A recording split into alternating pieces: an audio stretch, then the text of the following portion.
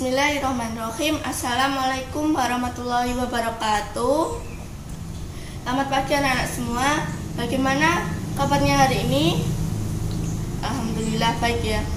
Semoga semuanya diberi kesehatan oleh Allah Subhanahu wa taala.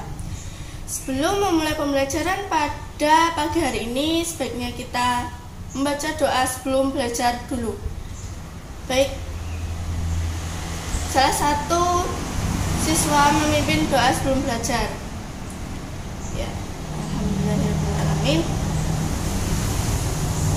Sebelum memasuki pertemuan pada pagi hari ini, Ibu akan mengabsen kalian terdahulu ya. Siapa hari ini yang tidak masuk anak-anak? Nihil, alhamdulillah nihil.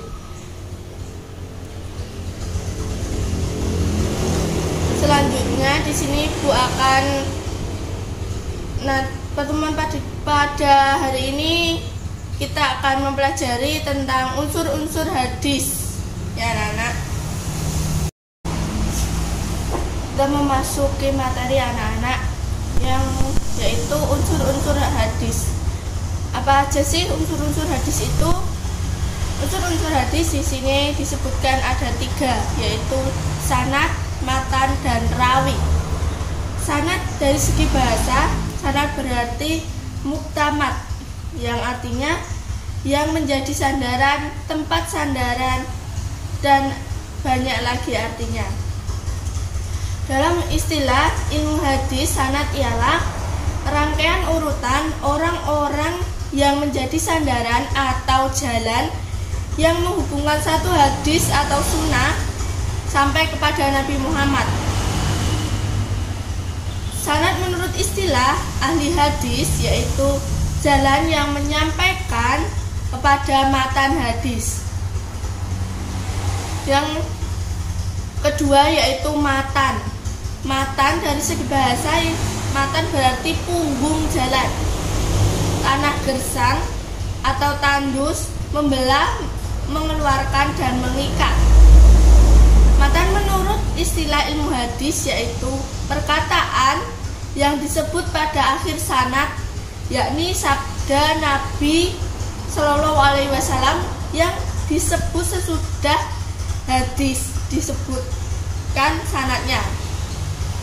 Atau mudahnya, matan itu isi dari hadis. Jadi yang menjelaskan hadis itu tentang apa, itu termasuk matan. Yang selanjutnya yaitu rawi. Yang ketiga itu rawi ya anak-anak. Rawi yaitu orang yang memindahkan hadis dari seorang guru kepada orang lain atau membukukannya ke dalam suatu kitab hadis. Rawi pertama adalah para sahabat dan rawi terakhir adalah orang yang membukukannya seperti Imam Bukhari, Imam Muslim, Imam Ahmad, dan lain sebagainya. Suatu hadis yang telah sampai kepada kita dalam bentuk yang sudah ditadwin atau terkodifikasi atau terbukukan dalam buku hadis melalui beberapa rawi dan sanad. Rawi terakhir hadis yang termasuk dalam Sahih Bukhari atau Sahih Muslim. Dari selanjutnya yaitu syarat-syarat rawi. Ada yang sudah tahu anak-anak syarat rawi itu apa saja? Belum ya. Aku akan menjelaskan syarat-syarat rawi itu apa saja. Syarat-syarat rawi yang pertama yaitu adil. Jadi seorang rawi itu harus berperilaku adil. Adil dalam konteks studi hadis berbeda dengan adil dalam konteks hukum. Menurut muhaddisin yaitu orang-orang yang ahli dalam bidang hadis. Menurut muhaddisin, yang dimaksud dengan adil adalah istiqomatuddin al-muru'ah. Istiqomatuddin adalah melaksanakan kewajiban-kewajiban dan menjauhi perbuatan-perbuatan haram yang mengakibatkan pelakunya fasik. Yang kedua yaitu muslim. Sudah jelas ya anak-anak, syarat menjadi rawi itu muslim. Karena nggak bisa kalau seorang rawi atau orang yang meriwayatkan hadis itu beragama selain muslim, yaitu Kristen, Hindu, Buddha, itu tidak boleh ya. Jadi syaratnya harus muslim. Yang ketiga yaitu balik yaitu sudah berakal, sudah mengetahui mana yang baik dan buruk. Yang selanjutnya itu berakal. Jadi seorang perawi itu harus berakal. Jadi seorang perawi itu tidak gila dan harus berakal. Yang selanjutnya tidak pernah melakukan perbuatan dosa besar maupun dosa kecil. Yang selanjutnya dobit itu apa anak-anak? Ada yang tahu? Dobit yaitu kuat hafalan. Yang selanjutnya berikut daftar para sahabat yang paling banyak meriwayatkan hadis, yaitu yang pertama Abu Hurairah, yang kedua Abdullah bin Umar, yang ketiga Anas bin Malik, yang keempat Aisyah Ummul Mukminin, yang kelima Abdullah bin Abbas, yang keenam Jabir bin Abdullah, yang terakhir Abu Sa'id Al-Khudri. Materi yang selanjutnya yaitu Rijalul Hadis. Para rawi hadis itu disebut Rijalul Hadis. Untuk dapat mengetahui keadaan para rawi hadis itu terdapat ilmu Rijalul Hadis. Ilmu Rijalul Hadis yaitu ilmu yang membahas para rawi hadis, baik dari kalangan sahabat maupun tabi'in dan orang-orang atau angkatan sesudah mereka. Dalam ilmu Rijalul Hadis ini dijelaskan tentang sejarah ringkas para rawi hadis dan diriwayatkan hidupnya dan mazhab yang dianut serta sifat-sifat rawi dalam meriwayatkan hadis. Kitab-kitab yang disusun dalam ilmu ini banyak macamnya. Ada beberapa yang hanya menerangkan riwayat singkat dari sahabat Nabi, dan ada juga yang menerangkan riwayat hidup rawi secara lengkap. Dan ada juga yang menjelaskan para rawi yang dipercaya. Yang dipercaya yaitu atau sikoh yaitu dipercaya. Ada juga yang menerangkan riwayat para rawi yang lemah atau para mudalis atau para pembuat hadis maudhu. Contoh sanad, matan, dan rawi bisa dilihat di PPT anak-anak. Contoh hadisnya sudah Ibu cantumkan di PPT. Ibu cuma menjelaskan bagian mana yang disebut sanad, bagian mana yang disebut matan, dan bagian mana yang disebut rawi. Yang pertama yaitu yang disebut sanad, yaitu dari An Abi Hurairah radhiyallahu anhu qala Rasulullah sallallahu alaihi wasallam qala Allah taala. Itu sampai di situ itu termasuk sanad.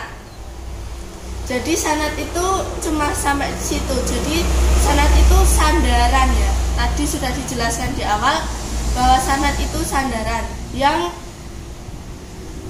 selanjutnya yaitu mana sih contoh dari matan? Matan di sini jelaskan secara mudah, yaitu matan itu berupa isi. Jadi matan itu isi dari hadis itu apa? Atau apa sih isinya? Hadis itu menjelaskan tentang apa? Nah, di PPT sudah Ibu tulis, yaitu matanya dari a'datu li'ibadi sampai ini ya, min Qur'an min Qur'ani. Ini sampai Qur'ani ini. Itu termasuk isi atau matan. Yang selanjutnya yaitu rawi. Rawi itu yang meriwayatkan. Rawi yaitu yang meriwayatkan. Di contoh itu rawinya rawahu Bukhari wa Muslim, dan selanjutnya itu disebut rawi. Rawi biasanya terletak di akhir hadis dan pasti ada tulisannya rawahu itu diriwayatkan ya anak-anak. Nah, sudah jelas ya, yaitu perilaku orang yang berpegang teguh pada hadis. Setelah mempelajari tentang unsur-unsur hadis dengan memahami hal tersebut, maka memiliki sifat atau sikap yaitu yang pertama, mempelajari unsur hadis, maka rasa ingin tahu tentang unsur-unsur hadis harus ditumbuh kembangkan untuk dapat menjadi seorang muslim yang sesungguhnya. Yang kedua yaitu mempelajari unsur-unsur hadis mendatangkan banyak manfaat. Kenapa mendatangkan banyak manfaat? Karena sudah selayaknya kita sebagai seorang muslim mengetahui banyak hal tentang unsur-unsur hadis dan ilmunya. Yang terakhir yaitu sikapnya mempelajari unsur-unsur hadis yang masih ada meskipun mereka sudah meninggalkan dunia itu berabad-abad. Hal ini tentunya dapat membangkitkan kita untuk menghargai karya-karya mereka, dan selanjutnya kita terdorong untuk menghasilkan sesuatu yang berguna bagi orang lain.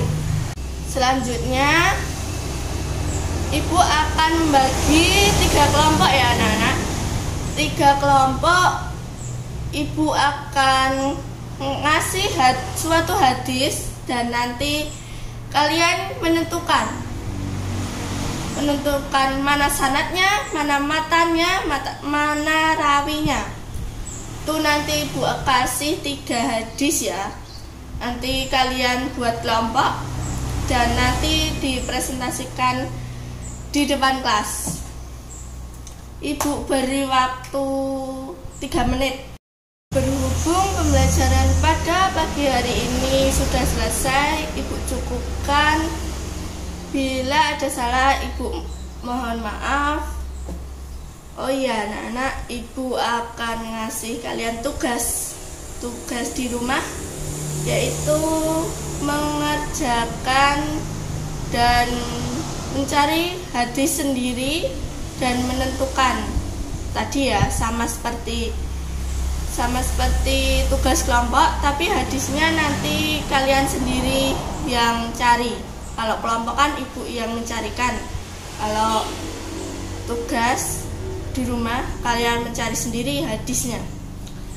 Itu dikumpulkan minggu depan atau pertemuan selanjutnya. Ibu cukupkan pembelajaran pada pagi hari ini. Banyak salah Ibu mohon maaf. Billahi taufiq wal hidayah. Wassalamualaikum warahmatullahi wabarakatuh.